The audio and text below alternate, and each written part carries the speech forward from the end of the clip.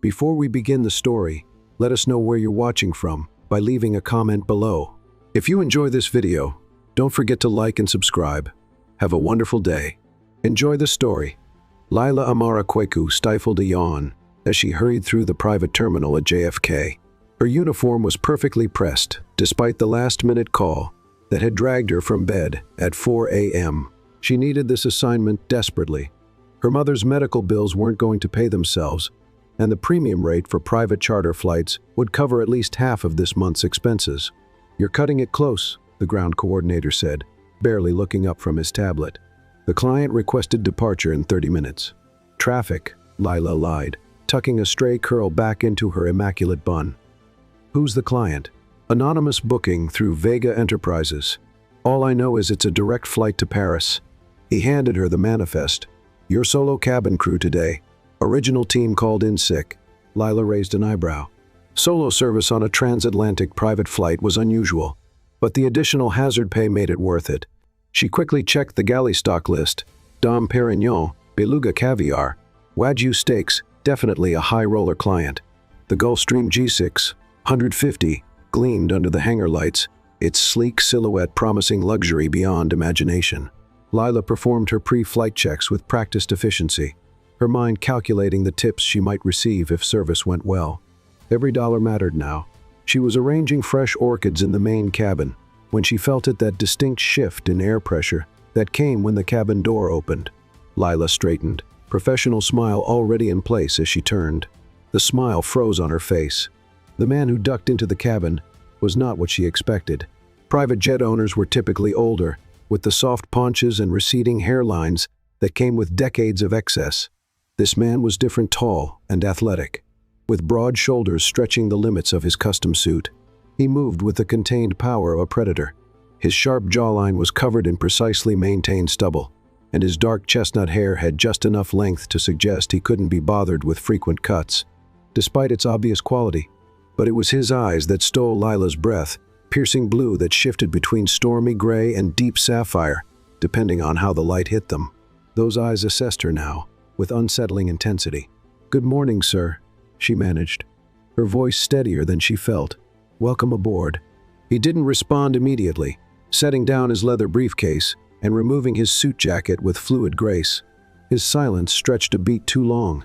"Mr. Vega will be fine," he finally said, his voice a deep rumble that seemed to vibrate through her chest. Lila faltered. "You're Damien Vega?" The billionaire tech mogul was notoriously private. The few photos in circulation showed him from a distance, or partially obscured. A shadow of annoyance crossed his face. "Is that a problem?" "Not at all, Mr. Vega. May I take your jacket?" He handed it over, their fingers brushing momentarily. The simple contact shouldn't have sent electricity up her arm, but Lila found herself pulling away too quickly, as if burned. "Pre-departure champagne?" she offered, desperate to regain her professional footing. "Coffee, black." He settled into one of the plush leather seats, opening his laptop with clear dismissal. Lila retreated to the galley, grateful for the moment to compose herself. "Get it together," she scolded internally. So what if he was unfairly gorgeous? He was just another rich client who wouldn't remember her name 5 minutes after landing. By the time they were airborne, Lila had recovered her professional poise. She served Damien his coffee with practiced grace, along with a selection of breakfast pastries he ignored. He worked in unbroken concentration, barely acknowledging her presence except to accept or decline service with minimal words. 3 hours into the flight, the first hint of turbulence rattled the cabin. Lila secured the galley and made her way to the passenger area. "Mr. Vega, we're expecting some turbulence. Please fasten your seatbelt." He looked up from his work, irritation flickering across his features. "I'm fine." The plane lurched suddenly, hard enough that Lila had to grab the nearest seat to steady herself. "Sir, one really must insist." The next drop was violent. The aircraft seemed to fall from beneath her feet, and Lila lost her balance completely. She tumbled forward, directly into Damien Vega's lap. His reflexes were surprisingly quick. Strong hands gripped her waist, steadying her against him as the plane continued to bounce through rough air.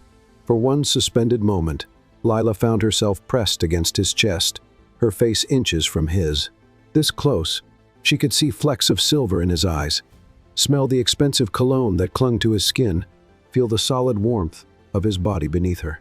I'm so sorry," she stammered, mortified and yet unable to move away while the plane continued to buck and sway. Damien didn't immediately release her. Instead, his grip tightened fractionally, his eyes darkening as they dropped to her lips for the briefest second. "Are you all right?" he asked, his voice lower than before. The plane stabilized enough for Lila to regain her footing, and she pulled away, straightening her uniform with trembling hands. "Yes, fine. Thank you for catching me." His expression was unreadable, but something had shifted in the air between them, a current of awareness that hadn't been there before. "Perhaps I should fasten my seatbelt after all," he said, the corner of his mouth lifting in what might have been the ghost of a smile. Lila nodded, unable to trust her voice, and retreated to the jump seat in the galley. Her heart hammered against her ribs. What was wrong with her? She'd handled handsome, powerful men before without losing her composure. But something about Damien Vega bypassed all her professional detachment. Speaking directly to a primal part of herself, she generally kept locked away. Once the turbulence subsided, Lila busied herself preparing lunch, grateful for the familiar routine. As she arranged the seared scallops on Damien's plate with artistic precision, she resolved to maintain absolute professionalism for the remainder of the flight. That resolution lasted until she served his meal. "Will there be anything else with your lunch, Mr. Vega?" she asked, setting down the plate. He closed his laptop, giving her his full attention for the first time since boarding. Under that focused gaze, Lila felt exposed, as if he could see through her uniform to the woman beneath. "Join me," he said, surprising her. "I beg your pardon? I dislike eating alone, and you must need a break." He gestured to the seat across from him. "Unless company during meals isn't permitted by your employer. It's unusual," Lila admitted, hesitating. There was no specific rule against it, but in her 5 years of flying private charters, no one had ever made such a request. "I'm paying for the entire aircraft," he pointed out. "I believe that allows me some latitude with the usual protocols." Put that way, she could hardly refuse. Lila prepared a small plate for herself and sat across from him, hyper-aware of every movement. "What's your name?" he asked, taking a sip of the mineral water she'd served with lunch. "Lila Kweku. Unusual name. My father was Ghanaian. My mother is Nigerian-American," she explained, unsure why she was volunteering personal information. "Lila means night in some West African languages." Something flickered in his eyes. Appropriate. The simple word, delivered in that deep voice, sent an unwelcome flutter through her stomach. Lila busied herself with food, searching for a safe topic. "What brings you to Paris, Mr. Vega?" "Business." He offered no elaboration. Instead, he asked, "How long have you been a flight attendant?" 5 years, 3 with private charters." "And is this your career of choice, or a means to an end?" The question was borderline insulting, implying her job was merely a stepping stone. Lila felt a flare of defensiveness.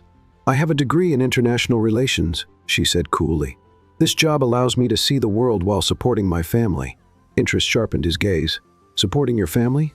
Lila hesitated, then decided there was no harm in basic facts. "My mother needs specialized medical care. The benefits are good, but the costs still add up." Something in his expression softened fractionally. "That's admirable." Before she could respond, the plane jolted again, sending a splash of water across the table and onto Damien's pristine white shirt. "I'm so sorry." Lila jumped up, grabbing a napkin and instinctively reaching to blot the stain. Her hand pressed against his chest before she realized the impropriety. Beneath the damp fabric, she felt solid muscle and radiating heat. Damien went perfectly still under her touch but didn't pull away. Lila froze, suddenly aware of how close they were, her hand still resting against him. She looked up to find his eyes had darkened to a deep cobalt, his pupils dilated. The air between them seemed to crackle with electricity. "I should get you a fresh shirt," she whispered, her voice barely audible over the hum of the engines. "Yes," he agreed, though neither of them moved. After what seemed like an eternity, Lila managed to step back, breaking the spell. She retreated to the closet, where emergency amenities were stored, including basic clothing items. Her hands shook as she selected a replacement shirt. When she returned, Damien had removed the wet shirt entirely. Lila nearly dropped the replacement at the sight of his bare chest sculpted muscle under tan skin, with a dusting of dark hair narrowing down his abdomen and disappearing beneath his waistband. A faint scar curved along his left side, somehow making him more real, more human. He looked up, catching her staring. Heat rose in her cheeks as she handed him the shirt. "Thank you," he said, the words holding a weight beyond simple gratitude. Their fingers brushed during the exchange, the brief contact sending a shock through her system. Damien's eyes held hers as he slowly pulled on the shirt, leaving several buttons undone at the top. "How much longer until we land?" he asked, his voice rougher than before. Lila checked her watch, struggling to focus. "About 3 hours, sir." "Damien," he corrected, surprising her again. "When we're alone, at least." The implication that they were indeed alone, thousands of feet above the ocean in this pressurized cabin, sent a thrill of danger through her. This was venturing into territory well beyond professional boundaries. "I should check the weather report," she said, needing distance from the magnetic pull of his presence. In the safety of the galley, Lila pressed her hands to her heated cheeks. What was happening to her? She'd built her career on maintaining perfect composure, on being invisible when needed and efficient always. Now she was behaving like a flustered schoolgirl. She busied herself with unnecessary tasks, postponing her return to the cabin until absolutely necessary. When she finally emerged, Damien had returned to his work. The moment whatever it had been apparently passed. The remainder of the flight proceeded without incident, Damien absorbed in his laptop while Lila prepared the cabin for landing. If she occasionally felt his eyes on her when her back was turned, she pretended not to notice. As they began their descent into Paris, Lila secured the cabin and took her jump seat. Through the window, the city of lights sparkled in the early evening, romantic and full of promise. "First time in Paris?" Damien asked, surprising her with the conversational opening. "No, I've been several times for work," she replied. "Never long enough to truly explore it, though." He studied her thoughtfully. "That's a shame. Paris should be experienced, not merely visited." Something in his tone made her pulse quicken. Perhaps someday. The plane touched down smoothly at Le Bourget Airport. As Lila prepared to open the door, Damien gathered his belongings. "Thank you for the excellent service, Lila," he said. The sound of her name on his lips sent an unexpected shiver down her spine. "It was my pleasure, Mr. Vega." He paused, then reached into his jacket and extracted a business card. "I'll be in Paris for 3 days. If you're interested in experiencing the city properly, call this number." Lila stared at the card's simple white stock, with only a phone number embossed in silver. No name, no company anonymous, yet unmistakably exclusive. "I couldn't possibly. It's not a professional request," he clarified, his voice dropping to a timbre that seemed to resonate through her body. "And entirely up to you."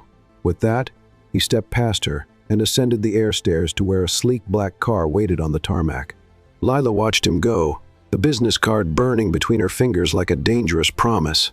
Common sense told her to discard it immediately. Nothing good could come from blurring the lines with a client, especially one as powerful and enigmatic as Damien Vega. Yet, as she slipped the card into her pocket, Lila knew with absolute certainty that before the night was over, she would call that number. Some attractions were simply too powerful to deny, no matter how forbidden they might be. Chapter 2. Parisian surrender. Lila's finger hovered over the call button. Her practical mind waged war, with the heat still lingering on her skin from Damien's touch. Her hotel room felt suddenly too small, too ordinary compared to the possibility waiting in that silver-embossed number. "This is insane," she whispered, pressing call before courage deserted her. His deep voice answered on the second ring. "I was beginning to think you wouldn't call."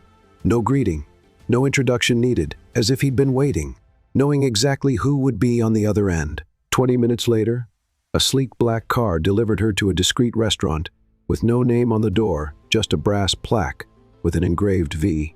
Inside, the intimate space held only a handful of tables, spaced for privacy. Damien stood as she approached, his eyes taking her in with such raw appreciation that her skin flushed beneath her simple cream blouse and best jeans.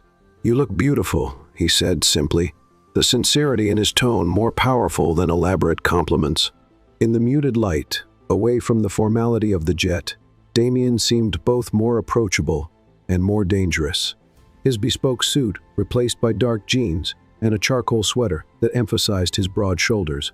Wine appeared without being ordered, followed by exquisite dishes that weren't on any menu she could see.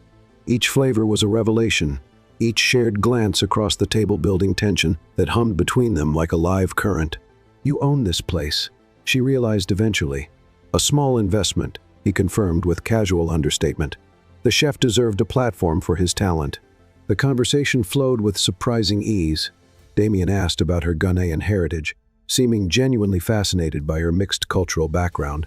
Lila found herself sharing stories of childhood summers in Accra, the loss of her father to heart disease, her mother's similar genetic condition. Hence the private charter work, he concluded, understanding lighting his eyes. Better pay for medical bills. The simple observation, connecting dots others missed, touched her unexpectedly. "What about your family?" she asked. A shadow crossed his face, none to speak of. Orphaned young, raised in the system. The revelation surprised her. Nothing in public records suggested such humble beginnings for the tech titan. As the evening progressed, Lila discovered Damien possessed unexpected depths, a dry wit that caught her off guard, a surprising knowledge of Ghanaian literature. Flashes of vulnerability quickly masked behind those mesmerizing eyes. After dinner, he suggested a walk along the Seine. When cool night air raised goosebumps on her arms, he silently draped his jacket over her shoulders. The weight of it, carrying his warmth and sandalwood scent, felt unbearably intimate. They paused to watch a tourist boat glide by, its lights dancing on the dark water. "Why me?" Lila asked suddenly. "You must meet beautiful women constantly." Damien turned, his expression unreadable in the moonlight. "I meet many people. Few make an impression." His hand rose to her face, fingers tracing her cheekbone with unexpected gentleness. "From the moment you turned around on that plane," the simple honesty in his voice undid her final hesitation. When he leaned down, she met him halfway, their lips connecting in a kiss that began as gentle exploration, but quickly blazed into consuming fire. Pressed against the stone wall overlooking the river, Lila felt his body become a solid wall of heat against hers. His kisses traveled down her neck, drawing forth gasps she couldn't suppress. "We shouldn't do this here," she whispered, even as her body arched instinctively against his. "My place is close," he murmured against her skin, the question implicit in his tone. At this crossroads, the sensible choice was clear: thank him for dinner, and return alone to her modest hotel. Instead, Lila twined her fingers with his. "Lead the way." His place was a private penthouse, atop one of Paris's most exclusive addresses, the elevator opening directly into a foyer of marble and tasteful art. But Lila barely registered the luxury surroundings. The moment the doors closed behind them, Damien had her in his arms again, his kiss deeper, more demanding now that they were truly alone. "Last chance to change your mind," he murmured, his voice rough with restraint.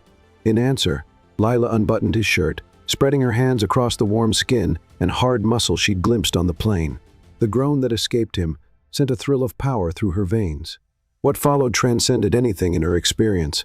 Damien was both commanding and attentive, discovering what pleased her with focused intensity.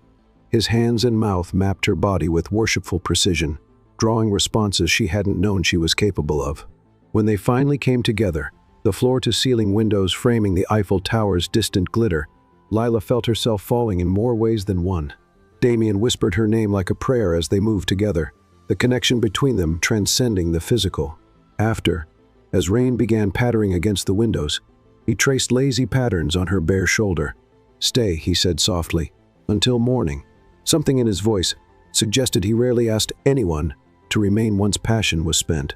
"I need to be at the airport by noon," she murmured, curling against his solid warmth. "I'll have you there." His arms tightened around her. "But for now, just stay." Morning came too soon, pale light filtering through rain-streaked windows. Lila woke alone, finding only a note on the pillow. "Early meeting. Car will take you to your hotel at 10:00. Last night was unforgettable. Brief, practical, with just enough sentiment to soften the abruptness, exactly what she should have expected from a man like Damien Vega. As she sipped coffee, looking out at the Parisian morning, Lila told herself this was perfect, a magical night without complications or expectations. Just a beautiful memory to keep. She couldn't have been more wrong. Chapter 3. Cruel reality. 2 weeks had passed since Paris, 2 weeks of Lila trying to convince herself that night meant nothing. Just a fantasy, a beautiful memory to occasionally revisit when life felt too mundane. She'd thrown herself back into her regular flight schedule, working commercial routes to help cover her mother's latest round of treatments. The monotony of economy-class service was a stark contrast to that luxury private jet, but it helped ground her in reality. Kwiku, her supervisor's voice cut through the crew lounge. "My office, now." Lila exchanged puzzled glances with her colleagues before following him. "You're being reassigned," he said without preamble, sliding a folder across his desk. "Exclusive charter contract. High-profile client requested you specifically." Lila's heart stuttered. "Who's the client?" "Vega Enterprises. Paperwork just came through with a substantial exclusivity bonus. You leave tomorrow." She opened the folder with trembling fingers, a series of international itineraries spanning the next 3 months, all on the same Gulfstream she'd flown to Paris, all requiring just one flight attendant. "This is unusual," she managed. "It's a career maker," her supervisor corrected. "SIP clients don't request specific crew without reason. Whatever impression you made, keep making it." That night, Lila called her mother. "It's wonderful news," her mother exclaimed. "Why do you sound worried?" Lila sighed. "It's complicated, Mama." "Ah." Her mother's knowing tone came through clearly. "The client is attractive." "Mama, I wasn't born yesterday," Lila said. "Just be careful with your heart." The next morning found Lila at the private terminal again, heart pounding as she prepared the cabin with extra care. When would he arrive? What would he say? How should she act after their night together? The cabin door opened precisely on schedule. Damian Vega stepped aboard in an impeccable suit, not a hint of recognition in his cold eyes as they swept over her. "Good morning, sir," she said, voice carefully neutral. "Coffee, black." He moved past her to his seat, opening his laptop without another word. Lila froze, confusion and hurt washing over her. Had she imagined their connection? The chemistry in Paris? Throughout the flight to London, Damian maintained rigid professionalism. He spoke only to request service, his tone clipped and impersonal. Not once did he use her name or acknowledge their shared history. By the time they reached cruising altitude, Lila was fighting back tears of humiliation. She'd been naive to think swimming with someone like him. Clearly, she'd been just another conquest, pleasant enough to warrant exclusive service on his jets. But nothing more. In the galley, she took deep breaths, rebuilding her professional armor. Two could play this game. If Mr. Vega wanted perfect, impersonal service, that's exactly what he would get.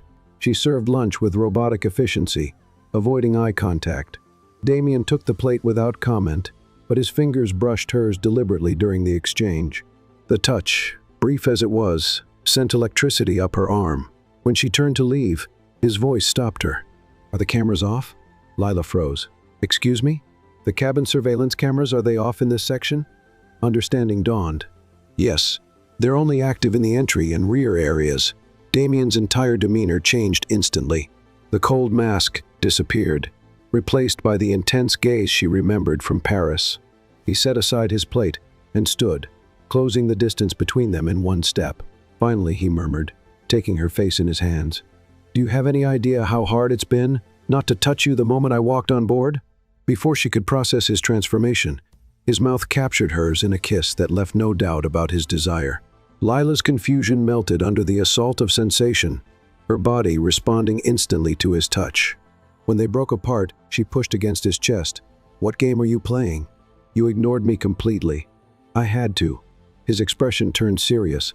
"Lila, listen carefully. My position makes discretion essential. The service staff, the pilots, they report what they see. Rumors spread. I can't risk anyone suspecting there's anything between us." "There's something between us?" She raised an eyebrow. A rare smile softened his features. "Why do you think I arranged this contract? 3 months of international flights with you as my dedicated attendant. So you can ignore me in public and kiss me when no one's watching?"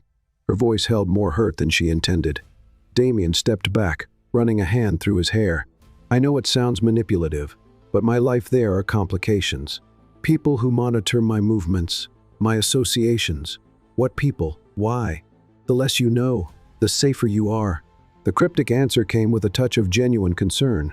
"All I can tell you is that when we land, when the cameras are off and the crew is gone, I want to see you properly." Lila should have refused. His conditions were unfair, secretive, potentially harmful to her career if discovered. Yet the memory of Paris burned bright, and the naked need in his eyes seemed sincere. "On one condition," she said finally. "Honesty between us, at least when we're alone." No more games. Damien's relief was visible.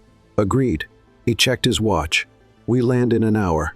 The penthouse at the Dorchester has a private entrance. Come after your crew duties are complete. Just like that. He returned to his seat, cold mask firmly back in place. The pattern established itself over the next 6 weeks. In public airports, hotel lobbies, anywhere someone might recognize them, Damien maintained professional distance. But in private hotel suites across London, Dubai, Singapore, and Rome, they surrendered to an attraction that only seemed to intensify with each encounter. Despite his promise of honesty, Damien revealed little about himself. He deflected personal questions, changed the subject when his business came up, and never, ever discussed his past beyond vague generalities. Yet in unguarded moments, dawn light filtering through curtains, his body still tangled with hers, Lila glimpsed a different man beneath the controlled facade. She saw it in the way he held her after nightmares he wouldn't discuss, in how he remembered every detail she shared about her mother, in the rare, genuine laugh she sometimes surprised out of him. Against her better judgment, Lila found herself falling for the real Damien beneath the billionaire mask. Each time, she promised herself to maintain emotional distance, to remember this was just physical. Each time she failed, their 6th week took them to Dubai. After a particularly intense night together, Lila woke alone in the massive hotel suite. A note explained Damien had an early meeting, with instructions to meet him at the airport that afternoon. As she showered and dressed, a wave of nausea hit her unexpectedly. She dismissed it as something from last night's exotic dinner, but by the time she reached the airport, the sensation had worsened dramatically. Damien was already aboard when she arrived, engaged in a tense phone conversation. He barely acknowledged her presence. Midway through the flight, preparing service became impossible as another wave of nausea struck. Lila barely made it to the lavatory before emptying her stomach. Kneeling on the cold floor, a terrifying suspicion formed. When had her last period been? Before Paris, that couldn't be right. The realization hit her like a physical blow. 6 weeks. She'd been with Damien for 6 weeks, and not once had she thought about protection after that first night. The lavatory door rattled with a knock. "Lila, are you unwell?" Damien's voice held genuine concern. "I'm fine," she managed. "Just something I ate." When they landed for refueling in Cairo, Lila made an excuse about needing personal items. At a small pharmacy, with hands shaking, she purchased a pregnancy test. While waiting for the results, she picked up a financial magazine to distract herself. The cover made her blood freeze. Damien's face stared back at her. Tech titan expands empire. Vega's $4.8 billion acquisition reshapes industry. The test result and the magazine cover swam before her eyes, simultaneously delivering a double shock that brought her to her knees in the pharmacy bathroom. Positive. She was pregnant with a billionaire's baby, a billionaire she realized she knew almost nothing about. Chapter 4. Irresistible Obsession. Lila sat frozen in the airport lounge, the pregnancy test hidden in her purse, the magazine open on her lap. Each new article she read about Damien Vega only confirmed how little she truly knew him. Tech prodigy, ruthless negotiator, notorious recluse, the journalists painted him as brilliant but cold, innovative yet intensely private. Nothing about his personal life appeared in any of the profiles, as if Damien Vega existed only as a business entity. Her phone buzzed with a text from him. "Where are you? Departure in 20. With shaking hands, she replied, "On my way."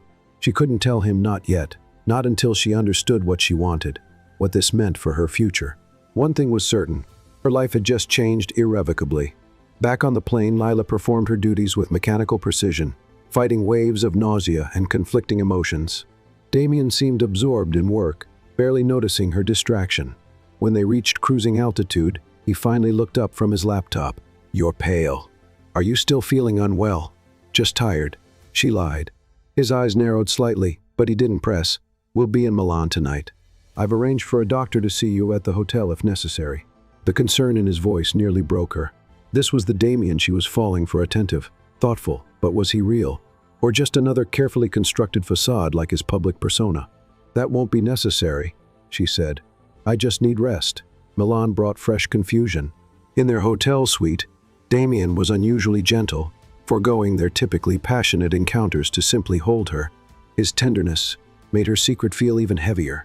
"Something's wrong," he said, as they lay in darkness. "Beyond whatever made you sick today."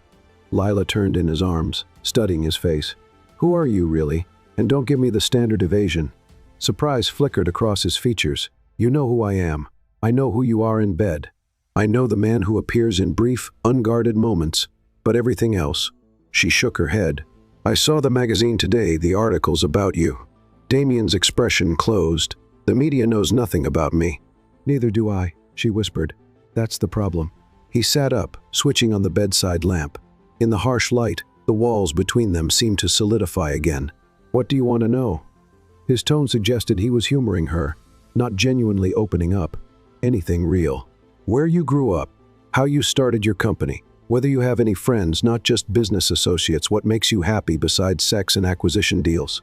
A muscle ticked in his jaw. "Why the sudden interrogation?" "Because I'm tired of being compartmentalized," she admitted. "Your secret flight attendant mistress, hidden from the world. That's not it, isn't it?" She interrupted. "And until now, I accepted it. But things change, Damien. People change."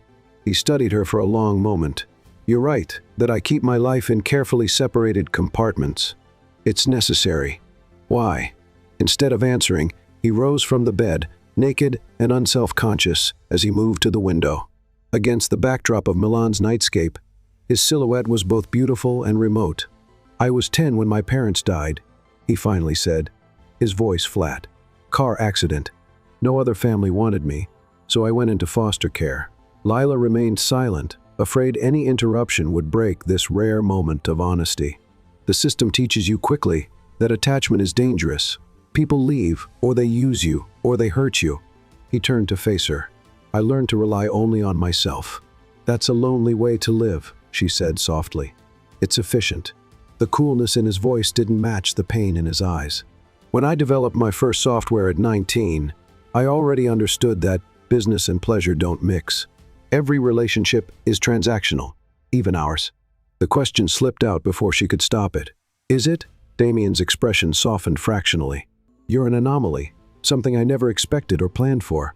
It wasn't a declaration of love, but from Damien, it felt significant. Still, Lila needed more. "These walls you've built, they might protect you from hurt, but they also keep out everything good. Real connection. Trust. Trust is a luxury I can't afford," he said flatly. "Not in my position." "What does that mean? Are you in some kind of danger?" "Everyone in my orbit is potentially a target," he said cryptically. "Industrial espionage, competitors who'd use any leverage. That's why I keep my private life absolutely separate from my public persona." "And which am I part of? Your private life? Or just another business arrangement?" Damien crossed the room, kneeling before her on the bed. "You're neither. You're the exception that makes me question every rule I live by." He kissed her then, with an intensity that suggested he was trying to communicate something words couldn't express. Lila surrendered briefly before pulling away. "I need more than pretty words and amazing sex, Damien." Something like fear flickered in his eyes. "What are you asking for?" The moment to tell him about the pregnancy hovered before her, but intuition held her back. This vulnerability he was showing remained fragile. "New. Honesty," she said instead. "Real connection when we're together, not just physical." He searched her face. "I can try. But my life, my responsibilities, they won't change." It wasn't enough, not really, but it was a start. "We'll begin with small things," she suggested. "Tell me one true thing about yourself each day, something no one else knows." A ghost of a smile touched his lips. "Negotiating terms? Consider it relationship R&D."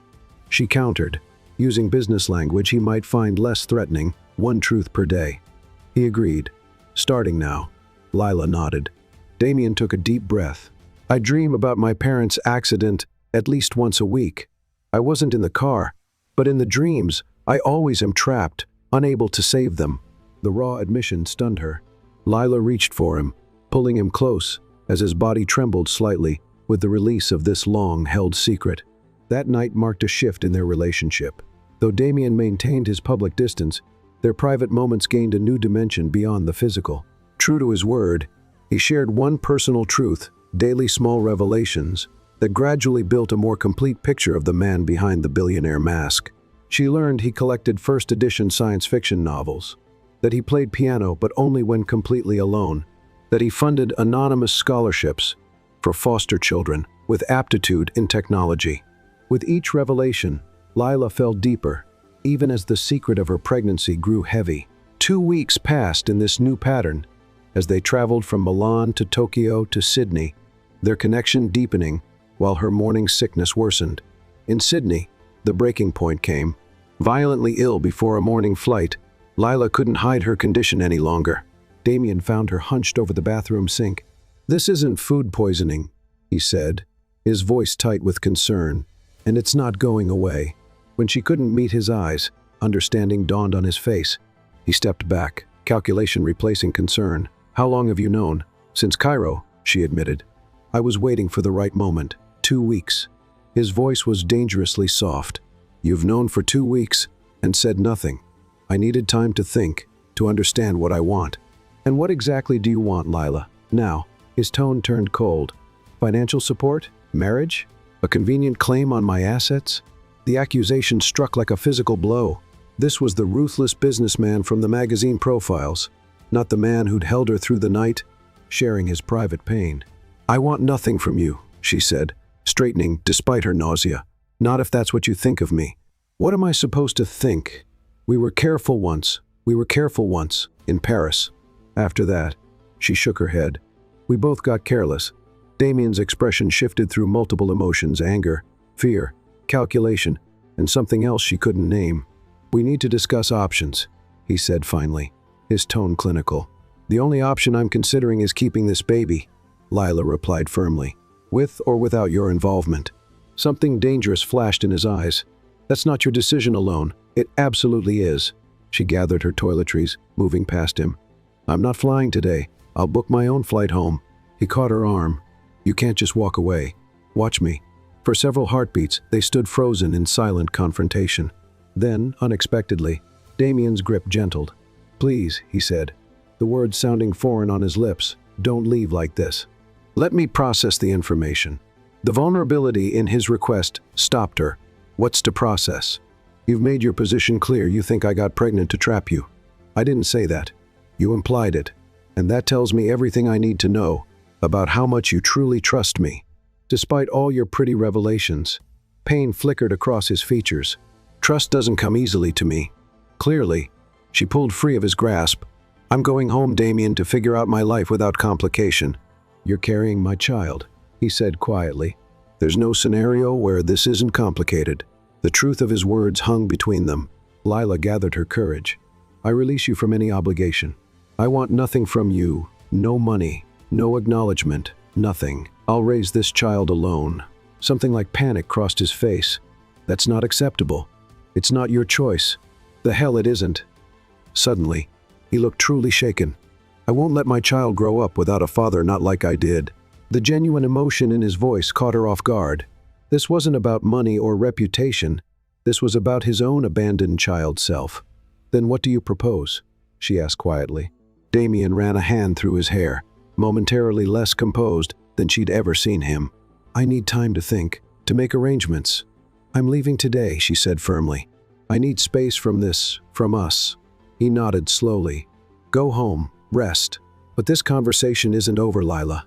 The way he said her name, equal parts command and plea, almost weakened her resolve. But self-preservation won out. "Goodbye, Damien." As she packed her belongings, Lila wondered if she was making the right choice. Walking away from the father of her child felt wrong, yet staying felt impossible after his accusations. What she didn't know was that as her plane took off for America, Damien Vega was already making calls that would change both their lives forever. Chapter 5. Life-changing revelation. 3 weeks passed without a word from Damien. Lila had returned to her modest Brooklyn apartment, requested personal leave from the airline, and focused on her mother's care. The pregnancy remained her secret. She wasn't ready for her mother's questions, especially about the absent father. Every day she checked her phone, half expecting contact from Damien. Every day, silence. It was exactly what she'd asked for: space. So why did it feel like abandonment? On a gray Tuesday morning, Lila sat in her doctor's waiting room for her first prenatal appointment. Around her, other women waited with partners, their hands intertwined, futures connected. She tried not to feel the empty chair beside her like an accusation. "Miss Kweku?" The nurse appeared with a clipboard, There's a billing issue. Could you speak with the office manager? Confused, Lila followed her to a small office where a professionally dressed woman waited. Miss Kwiku, there seems to be a misunderstanding. Your insurance shows all charges have been pre-approved under a premium plan. That's impossible, Lila replied. I have basic coverage through my airline. The woman turned her computer screen around. As of 2 weeks ago, you're covered under Vega Enterprises' Executive Health Plan, all expenses approved, no limitations. There's even a private birthing suite reserved at Mount Sinai. Lila's hands clenched. I never authorized this. The paperwork appears in order, the woman said, bewildered. It's quite comprehensive genetic testing. Specialists, even postpartum support. Fury building, Lila completed her appointment mechanically. The ultrasound technician's excitement at confirming her pregnancy barely registered. All she could think about was Damien's high-handed interference. Outside the clinic, she finally did what she'd resisted for weeks. She called him. He answered on the first ring. Lila. How dare you, she hissed, arranging insurance, medical care, without even speaking to me. A pause. You need proper care. What I need is respect the right to make my own decisions. The baby deserves the best medical attention available, he said calmly. That's non-negotiable. Nothing gives you the right. Everything gives me the right, he interrupted. That's my child too. Lila leaned against a nearby wall, suddenly exhausted. You can't control everything. Damien, not me, not this pregnancy. I'm not trying to control you, he said, his voice softening. I'm offering resources, protection. By going behind my back? Another pause. I took the path of least resistance. You weren't speaking to me. The simple truth of that statement deflated some of her anger. She had cut communication first. We need to talk, she admitted. Really talk. I agree, he said, sounding relieved. Are you free tonight? You're in New York? I bought the building across from yours 3 days after you left Sydney. The revelation stunned her. You've been watching me? Waiting, he corrected, until you were ready. 7-0, Lila hesitated, then surrendered to the inevitable. Text me the address. The address turned out to be a penthouse in a newly renovated building with perfect views of the Manhattan skyline. When the private elevator opened directly into the apartment, Lila found Damien waiting, dressed casually in jeans and a simple button-down shirt, more approachable than she'd ever seen him. Thank you for coming, he said formally, as if they were business associates rather than lovers expecting a child together. Nice place, she observed, taking in the minimalist luxury. Convenient timing on the purchase. A hint of a smile touched his lips. I bought it 6 months ago as an investment property. The location became suddenly more valuable recently. Because I live nearby? Precisely. The unexpected honesty disarmed her. Lila moved further into the space, maintaining distance between them. I had an ultrasound today, she said, watching his reaction carefully. The baby looks healthy. 7 weeks along. Something shifted in Damien's expression, a softening, a vulnerability she rarely glimpsed. Do you have pictures? The eagerness in his voice surprised her. She extracted the ultrasound printout from her purse, handing it over. Damien stared at the grainy image with unexpected reverence, tracing the small, bean-shaped outline with his finger. Our child, he whispered, so quietly she almost missed it. The moment felt too intimate, too real. Lila stepped back. We need to establish boundaries, Damien. You can't just take over my medical care without asking. He looked up from the ultrasound. You're right. I apologize for overstepping. The simple apology, something she'd never heard from him before, caught her off guard. That said, he continued, I want to be involved, completely involved. And I want to ensure you both have everything you need. Define involved, she said cautiously. Damien set the ultrasound down carefully, as if it were made of glass. Move in with me. Excuse me? Not here, he clarified. I have an estate in Virginia, private, secure, with full medical facilities nearby. You could continue your pregnancy in comfort, away from press scrutiny. You can't be serious. Entirely serious. He gestured around them. Once the media discovers I'm having a child, they'll descend like vultures. Your privacy, your safety both will be compromised. So I'm supposed to just disappear to your country estate. What about my mother, my life? Your mother would have the best care money, can provide private nurses, specialists, whatever she needs. The offer tempted Lila more than she wanted to admit. Her mother's medical bills had been crushing her for years. And what exactly would this arrangement entail? she asked carefully. What would I be to you, your mistress? Your baby's incubator? Pain flashed across his features. Is that really what you think of me? I don't know what to think, she admitted. 3 weeks of silence, followed by this grand proposal. It feels like a business transaction. Damien ran a hand through his hair, a rare gesture of frustration. I spent those 3 weeks consulting with security experts, medical specialists, legal advisors preparing properly. For what? For fatherhood, he said simply. For protecting what's mine. Something in his phrasing sent a chill through her. The baby and I aren't possessions, Damien.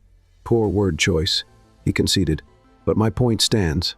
I want to be a father to this child, a real, present father, and I want you safe and cared for. The sincerity in his voice was undeniable. Whatever his faults, Damien seemed genuinely determined to be involved in their child's life. I need time to think, she said finally. This is a lot to process. He nodded, maintaining a careful distance between them. Of course, but there's something else you should see before you decide. Damien retrieved a tablet, pulling up a browser window. The headline made Lila's blood run cold.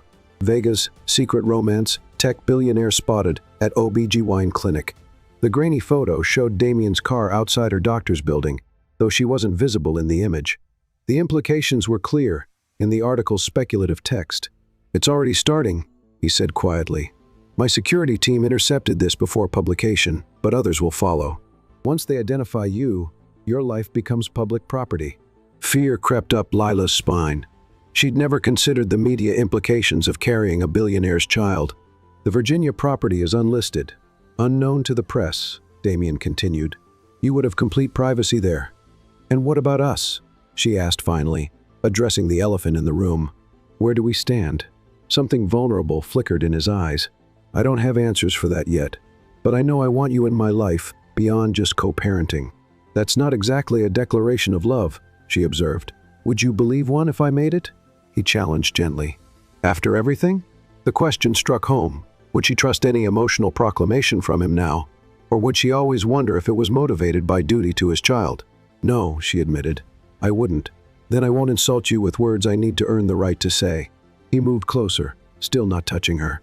Instead, I'm offering security, support, and time for both of us to figure out what we can be to each other, beyond parents, to this child. It was perhaps the most honest thing he'd ever said to her. No promises, no manipulation, just truth. I need to speak with my mother, Lila said finally, and I have conditions. Name them. My mother stays with me in Virginia. The first maintain my financial independence, my own accounts, my own money, and I want everything in writing, including shared custody arrangements. If her business-like approach surprised him, Damien didn't show it. Instead, he nodded with what looked like respect. I'll have the paperwork drawn up tomorrow. Anything else? Lila summoned her courage. Separate bedrooms. Whatever was between us before, it's on pause until I decide otherwise. This condition visibly affected him. His jaw tightened, but he nodded. As you wish. An uncomfortable silence fell between them. They stood like strangers now, the intimacy they'd shared seemingly from another lifetime. I should go, Lila said finally. Stay. Damien's request came suddenly. Not I don't mean stay the night, just dinner. We should talk more about practical arrangements. The careful formality in his tone convinced her this wasn't an attempt at seduction, but a genuine effort at co-parenting discussion. Dinner, she agreed. Just talking. As they moved to the kitchen, where Damien surprisingly prepared a meal himself rather than ordering in, Lila wondered if she was making a monumental mistake. Moving to Virginia meant tying her life to his indefinitely. It meant trusting a man who had kept most of himself hidden from her until now. Yet, as she watched him earnestly describing the estate's features, focusing on medical facilities and security, rather than luxury, she glimpsed something new in Damien Vega, a man determined to overcome his own damaged childhood by being a dedicated father. That night, returning to her apartment, Lila made her decision not for Damien, not even for herself, but for the tiny life growing inside her, a child who deserved every advantage, including a father who wanted desperately to be present. 1 week later, she and her surprised but supportive mother boarded Damien's private jet, bound for Virginia, embarking on the strangest chapter of her life yet. Chapter 6. Explosive confrontation. Damien Vega's Virginia estate resembled a small kingdom more than a home. sprawling across 50 acres of woodland and manicured gardens. The main house stood like a modern fortress of glass, stone, and security technology. For 2 weeks, Lila and her mother settled into their wing of the mansion, completely separate from Damien's private quarters. True to his word, he arranged world-class medical care for both women while maintaining a respectful distance. "He's nothing like I expected," Lila's mother remarked one morning as they enjoyed breakfast on their private terrace. "The way he looks at you when you're not watching." "Don't start, Mama," Lila warned, rubbing her slightly rounded belly. "Our arrangement is practical, not romantic." Her mother's knowing smile spoke volumes, though. Living under the same roof, Lila rarely saw Damien. He worked long hours in his home office, connecting with his empire remotely. Their interactions remained formal, centered around doctor appointments and pregnancy updates. Yet sometimes, she'd catch him staring at her stomach with an expression of wonder that made her heart ache. In those unguarded moments, she glimpsed the man she'd fallen for during their whirlwind affair, not the billionaire, but the orphan boy still longing for family. Everything changed on a stormy night in their 3rd week at the estate. Lila couldn't sleep, the baby making her restless. She wandered to the mansion's library, seeking distraction. Through the partially open door, she heard Damien's voice, low, intense, threatening. "I don't care what it costs," he was saying to someone on the phone. "Buy their silence permanently." A chill ran through her. If they run that story, use the contingency plan. Their entire board of directors has skeletons make it clear what they'll lose. Lila backed away, but the antique floorboard beneath her creaked. Damien looked up sharply, eyes narrowing as he spotted her. "I'll call back," he said into the phone, then focused fully on her. "You shouldn't be up this late." "Neither should you," she countered, entering the room despite her instinct to flee. "Who are you threatening?" His expression hardened. "Business. Nothing for you to worry about." It sounded like intimidation, blackmail. "Media containment," he corrected coolly. "A tabloid obtained photos of you entering your doctor's office. They're running an expose connecting us." Lila's hand went protectively to her stomach. "So you're what threatening them, protecting you," he said, as if it were obvious. "Once they publish, others will follow. Your privacy will be destroyed. By threatening their board members, that's your solution?" Damien's eyes flashed dangerously. "You have no idea what these people are capable of. They'll camp outside your mother's medical appointments, publish speculation about the paternity, turn our lives into public entertainment. So you counter with intimidation." She stepped closer, fear transforming into anger. "Is this how you address every challenge? With financial leverage and veiled threats?" His jaw tightened. "It's effective. It's wrong," she shot back. "And if this is how you handle conflict, I'm not sure I want you influencing our child." The words struck like physical blows. Damien flinched, actual pain crossing his features before his expression shuttered completely. "You don't mean that." "Don't tell me what I mean," Lila snapped. "For weeks, I've wondered if coming here was a mistake. Now I know." She turned to leave, but Damien moved with surprising speed, blocking her path without touching her. "You're upset. We should discuss this rationally." "Rationally?" She laughed bitterly. "Like how you rationally threatened to destroy people's careers to keep our secret." "To protect you," he insisted, frustration bleeding through his controlled facade. "Everything I've done has been to keep you and the baby safe." "Safe or controlled?" she challenged. "There's a difference, Damien." Something dangerous flashed in his eyes. "What exactly are you accusing me of?" "I'm saying you don't know the difference between protection and possession." Tears threatened, but she blinked them back fiercely. "You think because you provide financially, you get to make all the decisions." "That's not it, isn't it?" she interrupted. "You made medical arrangements without consulting me. You threatened media executives without telling me. What's next deciding where our child goes to school, who they're allowed to befriend?" Damien's expression darkened further. "You're being irrational." "No, I'm finally seeing clearly." Lila stepped around him. "I'm leaving tomorrow. My mother and I will manage on our own."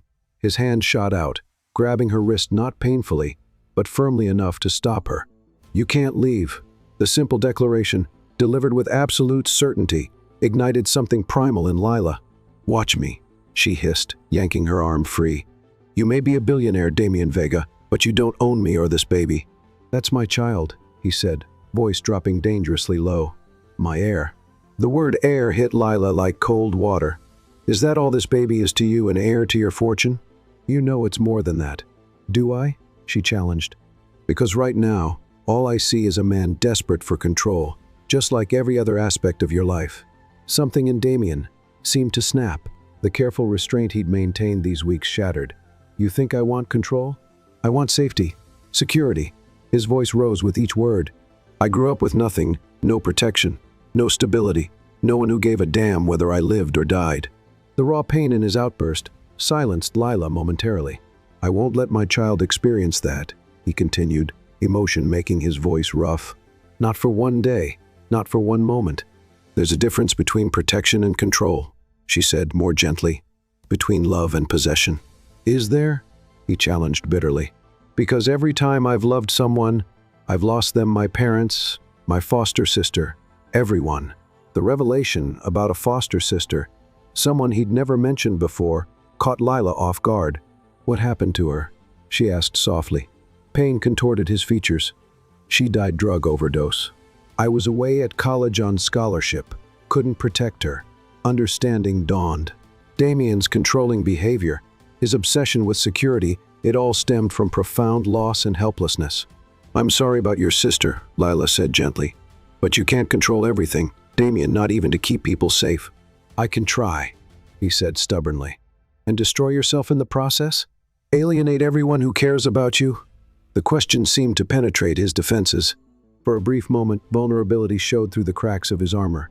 I don't know how to do this, he admitted, gesturing vaguely between them. Any of this family, relationships. I never learned. The simple confession, stripped of pretense, touched something deep in her. Despite everything, Lila moved closer, taking his hand. Neither do I, she said softly.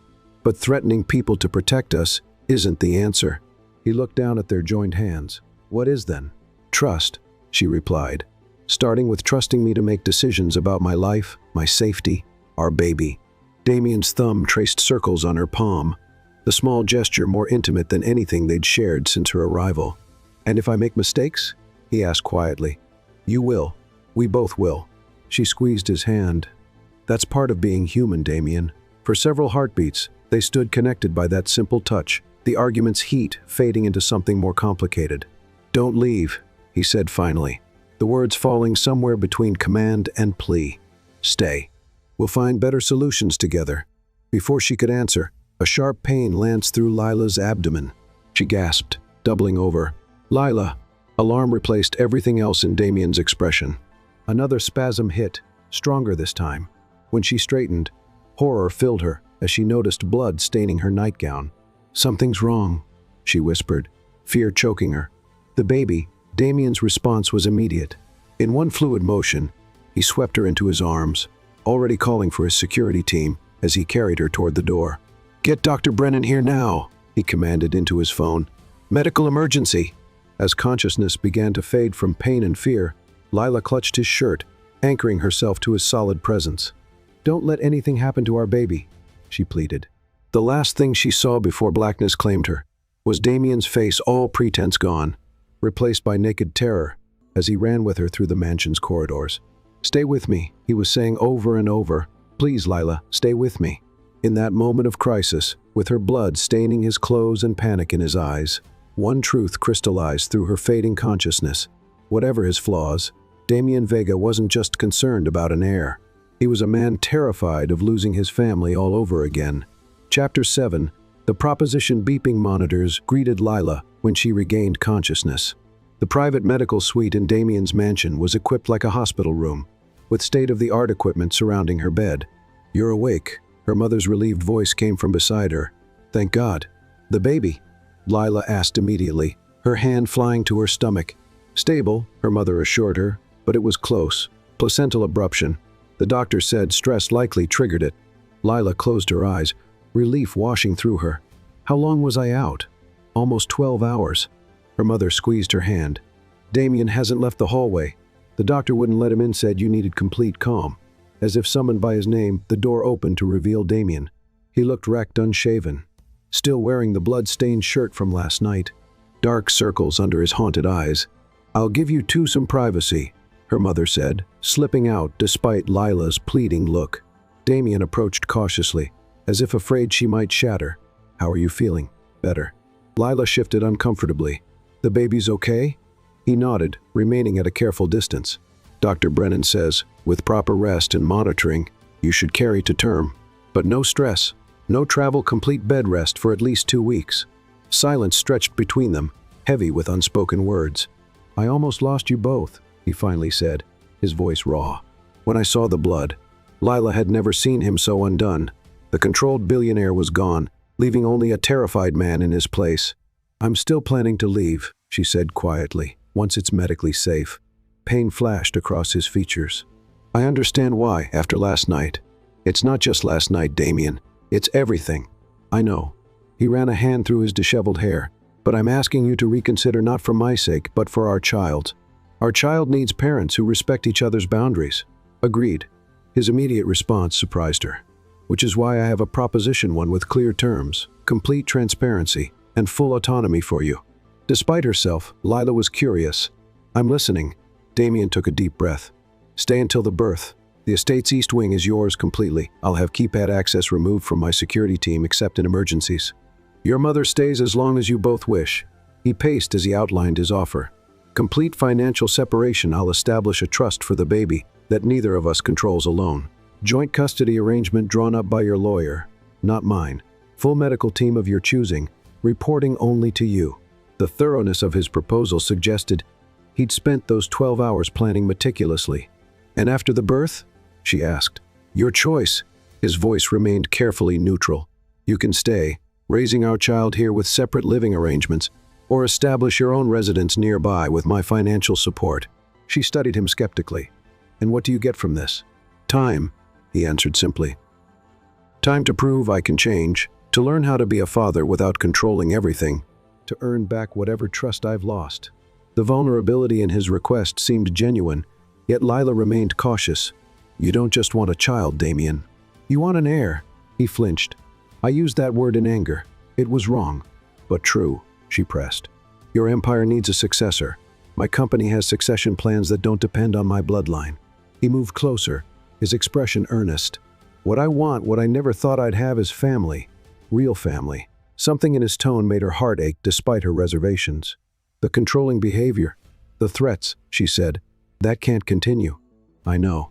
He hesitated, then added reluctantly, I've scheduled sessions with Dr. Harrison. She specializes in trauma-based control issues. The admission stunned Lila. Damien Vega seeing a therapist? The man who barely admitted to having emotions was seeking professional help? This isn't manipulation, he continued, misreading her silence. It's acknowledgement that I need to change for our child, for any hope of… He trailed off. Of what? She prompted. His eyes met hers directly. Of any future where you might consider me more than just your child's father. The simple honesty of his statement cut through her defenses. This wasn't the calculated businessman speaking, but the man she'd glimpsed in their most intimate moments. I can't make promises about us, she said carefully. Too much has happened. I'm not asking for promises, just opportunity. He finally closed the distance between them, though he didn't touch her. Stay. Let me prove through actions, not words, that I can be better. Lila considered her options. Leaving meant raising her child alone, constantly looking over her shoulder for paparazzi. Struggling financially, despite whatever support Damien provided. Staying meant security, world-class medical care, and the chance for their child to know both parents. I need something else, she said finally. Name it. Complete honesty, no more secrets, no hidden agendas. I want to know everything, your business dealings, your past, your plans. Damien looked momentarily alarmed. Some of my business dealings are sensitive, legally complex. I'm not asking for corporate secrets, she clarified. I'm asking for you to stop compartmentalizing your life when it comes to me. I need to know the man my child will call father. He considered this, struggle evident in his expression. Transparency clearly terrified him more than financial commitments. I can try, he said finally. It won't be easy, but I can try. It wasn't a ringing endorsement, but the honesty of his uncertainty felt more genuine than a smooth promise. One more condition, Lila added. Regular family dinners, just the three of us, you, me, and my mother. No business calls, no distractions. A ghost of a smile touched his lips. You're negotiating like a pro. I learned from watching you, she replied, surprising herself with the light banter. Your mother, Nia, she's remarkable, Damien said unexpectedly. While you were unconscious, she sat with me in the waiting room. Instead of blaming me for your condition, she shared stories of your childhood, your father's passing, her own struggle with heart disease. She has your strength. Lila felt tears well up. Her mother, always the peacemaker, building bridges even in crisis. She believes people deserve second chances. After my father died, she had to reinvent herself completely. She mentioned working as a literature professor before her illness progressed. Damien added, I've already ordered first editions of her favorite Ghanaian authors for the library. This glimpse of Damien connecting with her mother, not just as a patient to support, but as a person to know, touched Lila deeply. Family wasn't just about biology. It was about these small moments of genuine care. Their eyes held for a moment, connection flickering between them despite everything. Deal, he said softly. As if on cue, the baby chose that moment to move a flutter so subtle Lila might have missed it if she weren't lying completely still. Her hand went instinctively to her stomach. What is it? Alarm filled Damien's voice. Nothing bad, she assured him. I think I just felt the baby move. Wonder replaced concern on his face. Really? Without thinking, she reached for his hand, placing it where she'd felt the movement. Just wait. It might happen again. They remained frozen in that position, his warm palm against her stomach, both barely breathing as they waited. When nothing happened, disappointment crossed his features. It's still early, she said. You'll feel it eventually. Damien didn't withdraw his hand immediately. Thank you, he said quietly. For what? For giving me another chance. For protecting our child, even when you're angry with me. He seemed to struggle with the words. For showing me what family could mean. The simple sincerity in his voice touched something deep inside her. Despite everything, Lila found herself wanting to believe in his capacity to change. Don't make me regret it, she warned softly. He finally withdrew his hand, straightening. I should let you rest doctor's orders. As he turned to leave, Lila called after him. Damien? He paused at the door, looking back. Change your shirt, she said, gesturing to the bloodstains, and get some sleep. You look terrible. The ghost of a smile returned to his lips. Yes, ma'am. After he left, Lila placed both hands on her stomach, focusing on the tiny life inside her, the life that had almost been lost, the life that had somehow brought her into Damien Vega's orbit permanently. We're staying for now, little one, she whispered. Let's hope your father meant what he said. What she didn't know was that Damien stood just outside her door, his forehead pressed against the wall, eyes closed in silent gratitude. For this second chance he knew he didn't deserve, but desperately wanted to earn. Chapter 8. Walls Crumbling. The weeks following Lila's medical scare brought unexpected changes to life at the Vega estate. True to his word, Damien respected her boundaries while fulfilling his promise of transparency. Family dinners became a nightly ritual, initially stiff and awkward. They gradually evolved into genuine connection. Damien, unused to casual conversation, made visible efforts to engage with both women. You never mentioned you spoke Twi, Lila's mother said one evening, after Damien surprised them by thanking her in her native language for passing the bread. I've been learning, he admitted, almost embarrassed. Online lessons during conference calls. Lila caught the significance he was studying her heritage, preparing to share cultural connections with their child. As her pregnancy progressed into the 4th month, Lila's strength returned. Dr. Brennan lifted some restrictions, allowing her to walk the estate's extensive gardens. Often, she'd find Damien waiting by the greenhouse, timing his breaks to coincide with her daily exercise. Pure coincidence, he claimed unconvincingly the first time, falling into step beside her. These walks became their sanctuary neutral ground, where barriers gradually lowered. Damien spoke of his childhood, revealing painful details of foster homes and struggle. Lila shared dreams she'd never voiced aloud of finishing her relations degree, perhaps starting a foundation for children with heart conditions like her mother's. I could help with that, he offered, then immediately backtracked, not controlling it, just resources, connections. She smiled at his careful correction. I'd like that. Though living in separate wings, their lives became increasingly intertwined. Damien attended every doctor's appointment, his face transforming with wonder at each ultrasound. When they learned they were having twins, his normally controlled demeanor cracked completely, revealing raw emotion that moved even the technician to tears. 2, he whispered, staring at the screen. We're having 2 babies. The "we" wasn't lost on Lila. Despite their complicated relationship, they were unquestionably in this together.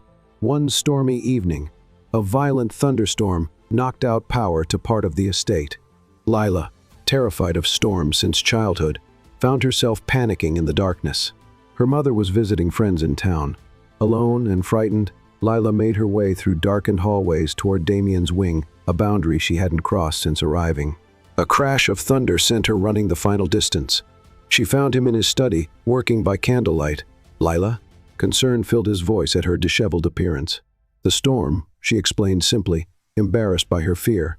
Without question, Damien moved to her side, guiding her to the leather sofa as lightning illuminated the room. He noticed her trembling. "You're afraid of storms," he realized, voice softening. "Childhood trauma," she admitted. "Sorry for barging in." "Never apologize for needing help," he said firmly, wrapping a cashmere throw around her shoulders. They sat in candlelight as the storm raged, Damien distracting her with stories of his early coding days. When a particularly violent thunderclap made her jump, he hesitantly opened his arms. "May I?"